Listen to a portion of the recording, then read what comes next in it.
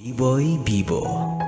Bibi, naranasan mo na bang maikumpara sa iba, lalo na sa isang tao na hindi mo naman kilala? Yung paulit-ulit mo na lang naririnig na mas magaling sila, mas karapat dapat ibida. Kaya minsan, hindi maiwasan na kung paano nila iangat yung iba laban sa'yo, siya namang unti-unting pagbaba ng kumpiyansa mo. Napapaisip ka kung bakit ba kasi kailangan ka pang maikumpara, na para bang hindi man lang nila makita yung natatangi mong halaga. Gayong alam mo naman sa sarili mo na hindi ka nakikipagkompetensya at wala ka namang mapapala kung makikipagpaligsahan ka. Oo, maaaring siya nga yung mas mahusay, pero hindi ba't magaling ka rin naman sa ibang aspeto ng buhay?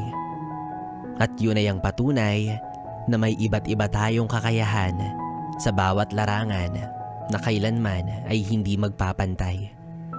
Lahat tayo ginawa na may sariling lebel ng kakayahan at abilidad, at maaaring sinadya yun para lagyan ng kung anuman yung kakulangan na dapat mapunan.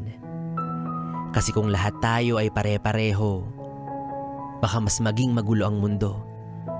Kaya tama na sa pagkukumpara ng iba. Alam kong ang intensyon mo lang ay mas pag-igihan pa niya. Pero minsan, ang hindi mo alam, nakakasakit ka na. May tamang paraan kung paano ito ilabas. Ang husay, galing, ganda at abilidad ng isang tao. At hindi kabilang doon yung pagkukumparang ginagawa mo.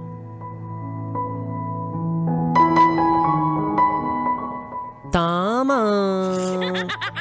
Ayan kasi, ikaw nga nung nalaman ko na buti pa yung gas mahal tapos ikaw hindi, kinumpara ba kita? Hindi naman, di ba? Yes, friend, B-Boy Bibo pa rin ang iyong kapiling para sa ating tuloy-tuloy na BB Time hanggang mamayang alas 12 dito sa 101.1. Yes, FM. Solid. Oras natin, 10:40.